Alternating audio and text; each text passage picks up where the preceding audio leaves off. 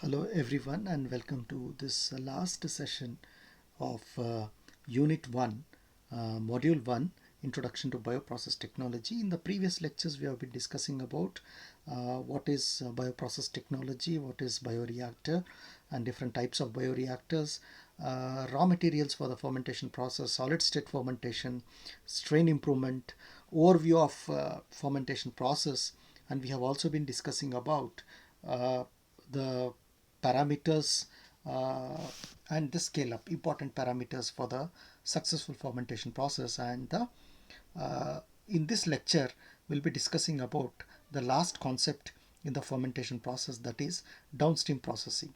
So from the first lesson we were discussing about, from the first session we were discussing about what is the upstream processing, and in today's topic we'll be discussing about what is downstream processing. The downstream processing, so in the upstream processing what we do is we select an organism or a cell.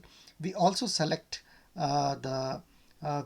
select the organism or a cell, and we also select the raw material. We also select the type of bioreactor, and we also fix the parameters what has to be, and then we start the industrial production of the we start the bioprocess. Once the bioprocess is over, when the organism of interest or the cell is inoculated within the raw material, the cell it converts the raw material into useful product. Say for example, if we are taking some waste material like molasses, and so that will be the raw material which is containing unutilized sugars, and if we are taking Saccharomyces cerevisiae or the yeast, and the product is an alcoholic beverage, and remember, everything is present in this fermenter. So the substrate is present, the organism is present, and the product is also present. Now the question is, after the end of the fermentation process, we have to recover or we have to purify the product, or we have to separate out the product from the vessel or from the fermenter.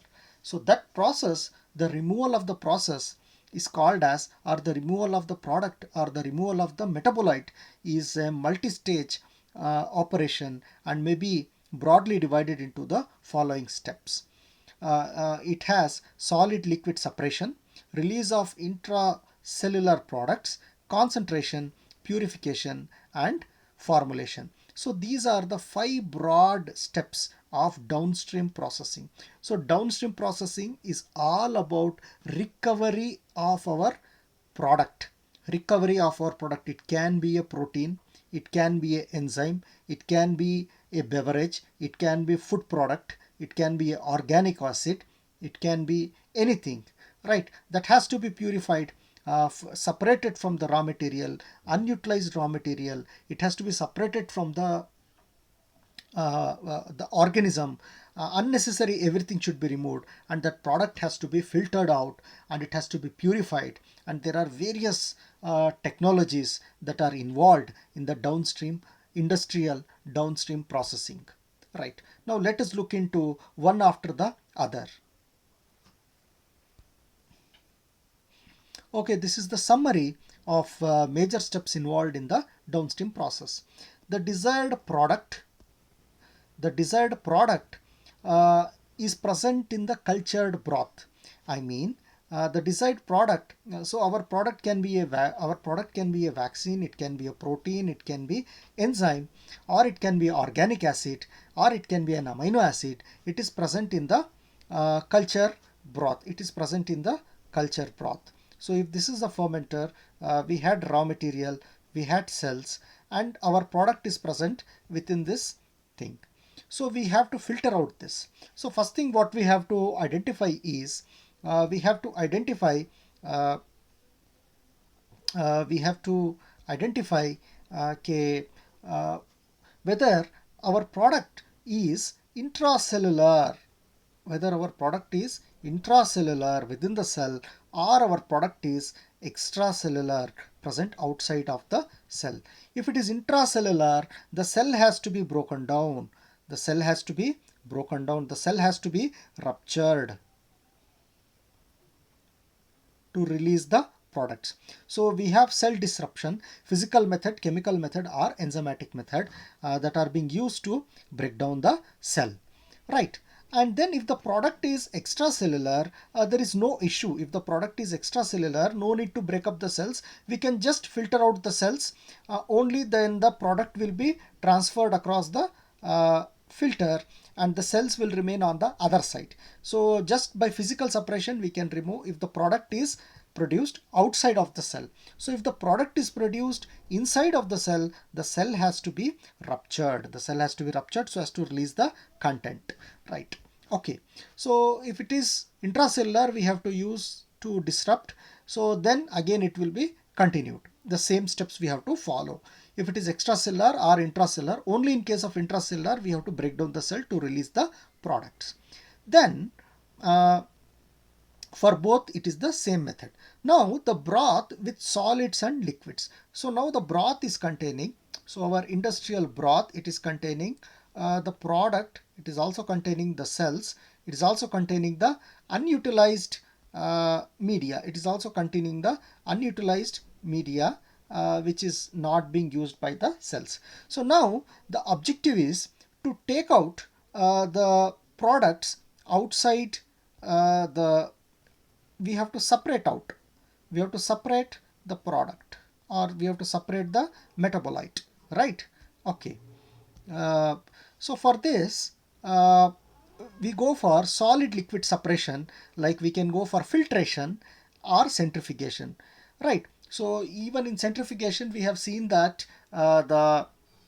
when you take a mixture, the solids get settled at the bottom and they form sediment, and the liquids will be floating. The liquid will be floating and we call it as an supernatant, and this your sediment is called as a precipitate. So this is one method of separation of solids and liquids. So in sedimentationally, what will be there? Within the sedimentation you will have cells and you have heavy mass containing material that will be settled. Or we can go for a process called as filtration, so where you have a membrane.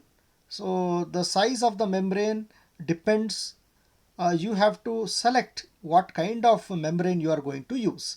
So the membrane should be in such a way that it should allow only the product to come out and all other debris and waste material, so which are large cells, they are being retained by the filtration. So this is another way of separation. So where we use any one of the method can be used. Either we can use filtration, flotation, centrifugation, flocculation. We can use any other method. So after this, then we go for concentration. Here we can see evaporation and precipitation and filtration, membrane filtration we can do. And after this, we can also look for purification. In purification, we have to use some types of chromatography. So all these principles we will see: affinity, ion exchange and hydrophobic interaction we will see. And the last step is formulation, and then we will get the final product. So this is the overview or the summary of the major steps of downstream processing. Now we will look into solid liquid separation, and I was just telling you about the solid liquid separation. So where the cells or the biomass is being removed from the culture broth. So we will get the solid liquid separation here. So solids retain and the liquids which is containing the product will be removed out. And still our product is not pure. Our product has to be purified, right? Release of the intracellular products. So this also we have seen. And yeah, this is what is going to happen in a mechanical filtration. So by interposing medium into porous membrane through which the fluids can pass but the solids are going to retain.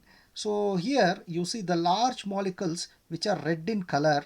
they are going to be on one side. They are going to be on this side of the filter, and only small molecules like liquid and small metabolites can transfer through this membrane. So this is the advantage of filtration. And ultrafiltration is again, it is highly, we are applying, the membrane is the pores are very minute, they are micro. So large molecules are retained, and only small molecules, ionic species and water can pass through this ultrafiltration process. Right, then we have precipitation. We are discussing about precipitation. So this is the supernatant, and this is the precipitate. So usually we have a suspension kind of solution will be having some particles are suspended in that. So in such a case we can go for precipitation, or we can go for centrifugation, so as to settle up or to sediment the particles that are having large mass or density. And now when we come to purification, there are different types of chromatographies that are being used to purify the compounds.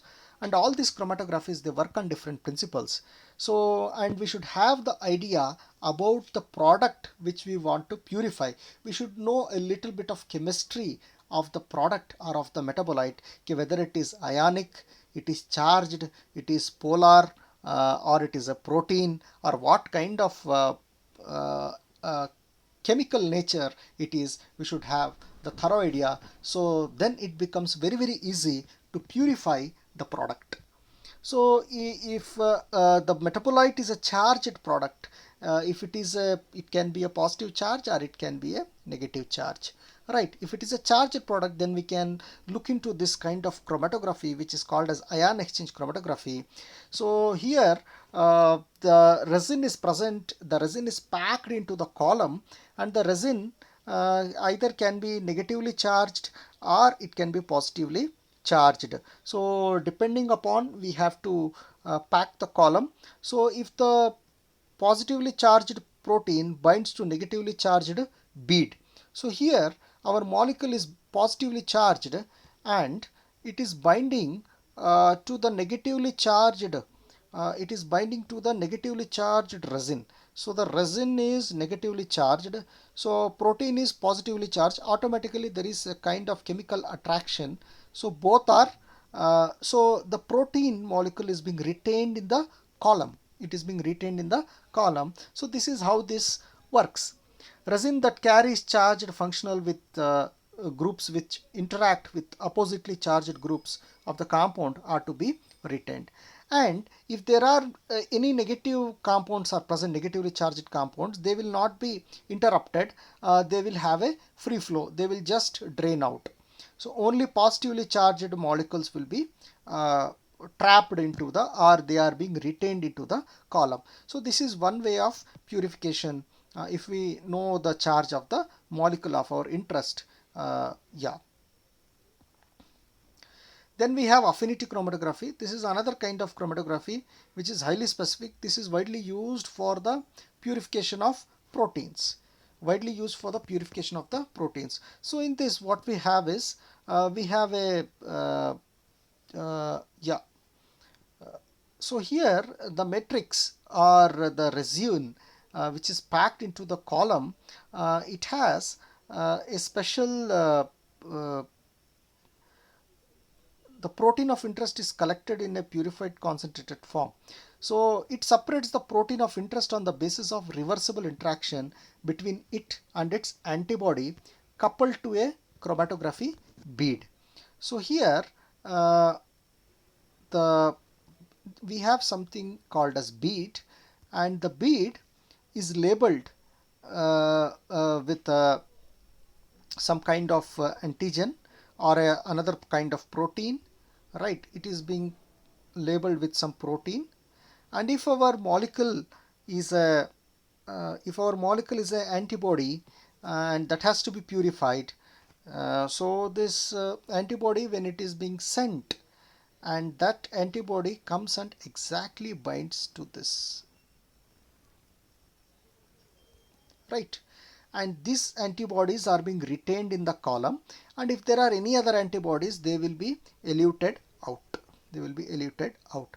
So here it is specificity. Here it is specificity, and with high selectivity and high resolution and high capacity for the protein of interest can be purified by affinity, because the ligand which is present on the bead is having affinity for the protein or antibody of our interest. Size exclusion chromatography. So here it is very simple. The molecules are going to separate depending upon the size. Smallest molecule will travel fast and it will come out. Large molecule, extremely sorry. Large molecules are going to travel fast and they will elute out fast. They will elute out fast within the matrix. Large particles will come fast. Small particles, they have to travel a lot of distance. See, this is how small particles, they have to travel a lot of distance, and their elution will be late. They travel a lot of distance and their elution will be late, and they come in the last.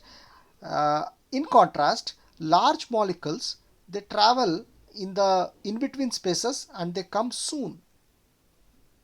So depending upon the size, they permeate. Large molecules come fast. Small molecules, they small.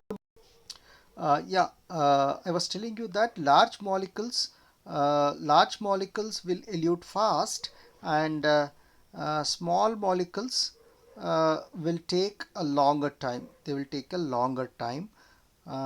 This is the principle of the size exclusion or gel filtration chromatography, and in some cases we also use HPLC, high performance liquid chromatography, where a pressure pump is being used, pressure is being applied to enhance the process of purification or separation. So with this I stop here. Thank you one and all.